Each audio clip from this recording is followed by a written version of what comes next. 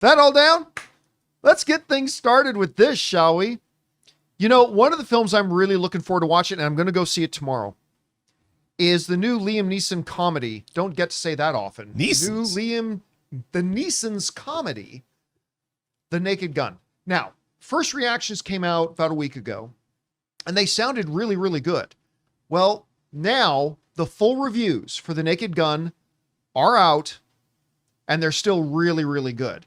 As of this recording, Naked Gun is currently holding a 93%. Wow.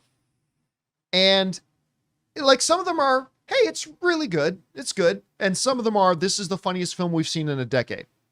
Now, we're going to start off. Chicago Tribune did not like it. Didn't like it. Said, in the end, though, this Naked Gun has little interest or temperamental skill in the art of the deadpan throwaway, which was the crucial element in Police Squad and imminently in the three movies. No insult to this gentleman at all, but he writes like a guy who this movie was not made for. Just saying. No shade intended at all. Anyway, New York Post wrote, any lingering doubt should be assuaged by the resumes of the Naked Gun team, which are perfectly suited to this style of humor, an assault of absurdity. I love that. Jeremy Johns, our friend Jeremy, liked it. He wrote, what worked in this movie was an element I didn't know would work in the movie, and that's Liam Neeson as the star. Listen, it's understandable. There are a lot of people out there who do not understand how naturally funny Liam Neeson is. Also, like Seth MacFarlane, there's the scene in Ted when Ted's working at the store and Liam Neeson I won't comes forget up what you've done for me here buy today. a box of tricks. I wish that you would. It's just... And what's the one he did with Ricky Gervais and Extras. Steve Merchant, them extras, or the one they did with Warwick Davis. Life's Too Short. Life's Too Short. Yeah. When he plays himself and he comes in, I want to do improv. Okay, let's go. All right. Knock, knock. Who's there? I have cancer. Yeah. Don't know, Liam, if cancer is funny. It's just, it's so good. He's Anyway, let's go back to some of the reviews. Caleb wrote, while it likely won't convert anyone who wasn't a fan of the franchise previously, it nonetheless offers a slick new cast, proudly farcical barrel of laughs, and an affection for its namesake that's easy to admire. Fred Topple wrote, Neeson also delivers both voiceover and in-scene dialogue with dramatic intensity that takes it a second to realize he's told a poop joke.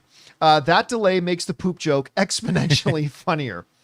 The Playlist wrote, with an eye for staging and composition, as well as an ear for the absurd dialogue, Schaefer brings boundless energy to bear that proves electric and infectious to watch unfold. LY wrote, Anderson and Neeson could not be more perfectly cast. Anyway, it goes on and on. A number of them writing that once we get into them, like, this is one of the funniest films, if not the funniest film of the decade. I have a hard time believing it's going to be funnier than Joyride, which I personally think, as of right now, is the funniest film of the decade. I agree. But if it is funnier than Joyride, oh my God. I mean, it doesn't need to be as funny as Joyride, but if it can even get close to that, it's going to be great. Rob, I was one of the people, admittedly, that when they first announced they were looking at redoing The Naked Gun, no.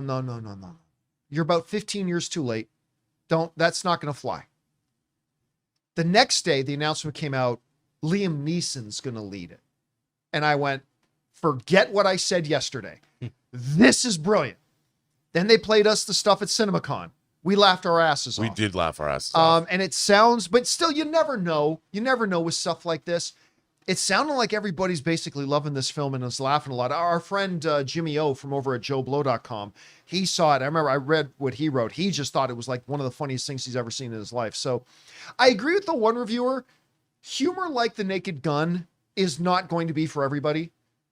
Like, I don't think the original one with Leslie, I don't think that was for everybody, but I mean, it's for me.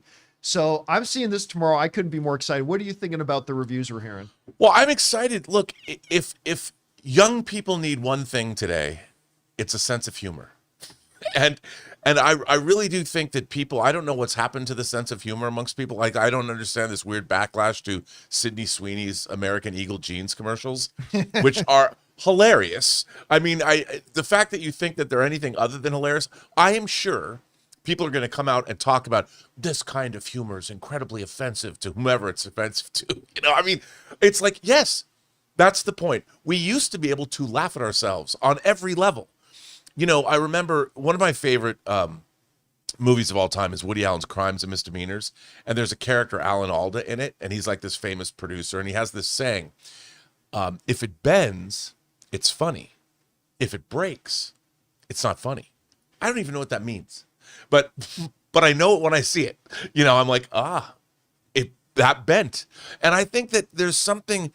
You know, we used to have this ability, and there was so many other different comedies, whether you watched When Harry Met Sally or whether you watched a spoof, you know, the Zaz brothers and Abrams making. I mean, I remember seeing Airplane for the first time. I'd never seen anything like that before. And I didn't even know why I was laughing, but it was effing hilarious. And it's that movie is 45 years old, and I put it on, and I still laugh at it. Oh, the original Airplane is still one of the funniest movies ever made. I mean, just Leslie Nielsen, like, I am serious, and don't call, surely you can't be serious. Don't call me I am Shirley. serious. Don't call me Shirley. I mean, I don't even know why it's always funny, and the, you know, that the Naked Gun and Police Squad came out of that team, and it's so interesting that 45 years after Airplane, which is where they made their mark, that it's being brought back. You know, like so many other, but goddamn, do we need it today? We need this movie, and I want it to be good. I'm trying to remember. It might have. I can't remember if it was Kevin Hart or not that said, you know, the thing with comedy is that it's not that things are out of bounds for comedy and stuff like that. Because I recently Ann and I went to go see Kevin Hart live recently in Vegas, and it was one of the funnier shows I've seen in a long time. Sure, but he was saying. Some stuff that you and I have both said before, which, and I'm paraphrasing a little bit. It's like, he goes, audiences can tell the difference between when the comedian is laughing with you and when the comedian is laughing at you. yes. And when we talk about films like Airplane and stuff like that, like I look back to those, and even if you want to go back to like the Mel Brookses, Blazing Saddles and stuff like that. And you know who epitomizes that is Tosh. Daniel Tosh. Yeah, I'll talk about that in a second. You go back and you watch those. Like you watch Airplane.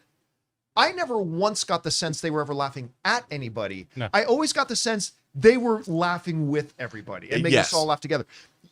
Daniel Tosh can say the most sexist, nationalist, whatever kind of jokes you want, but he gets away with it because when he does it, you can clearly tell it's with tongue in cheek and he's laughing with everybody. And I got the sense from the stuff I saw and I feel like maybe Hollywood has learned, like you were saying, to get back to that spirit of comedy that we would have with Blazing Saddles, that we had with Airplane, that we had with all those great things.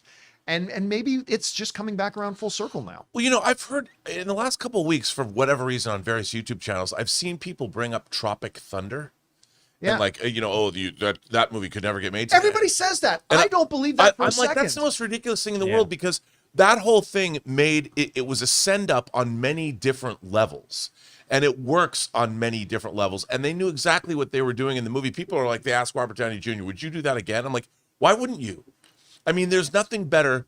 What do you mean, you people? And then behind him, what do you mean, what do you people? I mean, people? Yeah, I mean, that movie is very self-aware. And the thing is, that's just it. You're self-aware, and you're laughing at the bad guy. Yeah, and when you're watching when you're watching that character talk to Ben Stiller's character about you never go full, you know, and yet he's done this extreme thing. It works on so many different levels, and I feel like today there's people that don't know why. Like, to understand comedy, you have to have a certain literacy.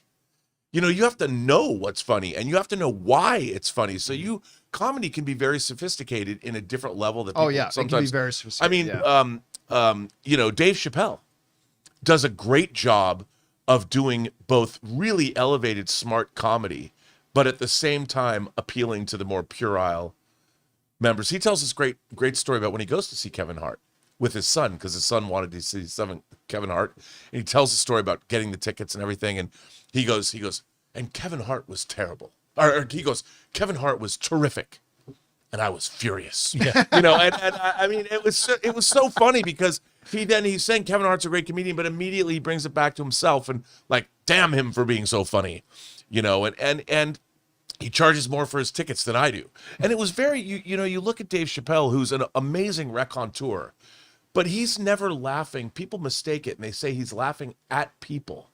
He doesn't do that.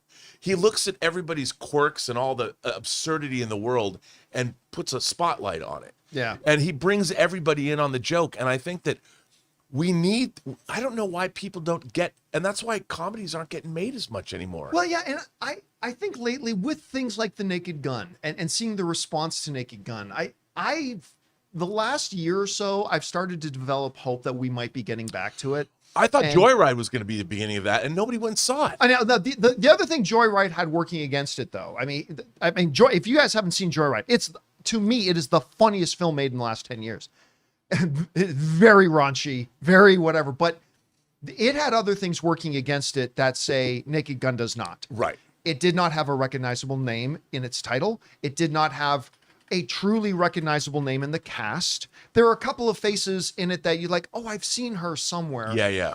But it doesn't have a Liam Neeson or something like that in it. It didn't have the marketing budget or the push that a Naked Gun has.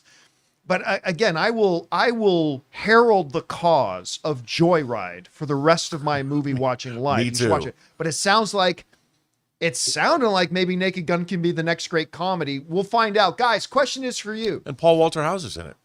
And he will in everything. He's in Fantastic Four. He's in this. Anyway, whatever you guys think about this and what's standing out to you about the reviews, whatever your thoughts are, jump down into the comment section below and let us know your thoughts. Hey guys, thanks so much for watching this video. Make sure you like the video, leave a comment, and subscribe to our channel. And don't forget, we have a daily podcast called the John Campea Show podcast, available on Apple Podcasts, Spotify, or your favorite podcasting app of choice. Go and subscribe to it today so it'll be there when you need it.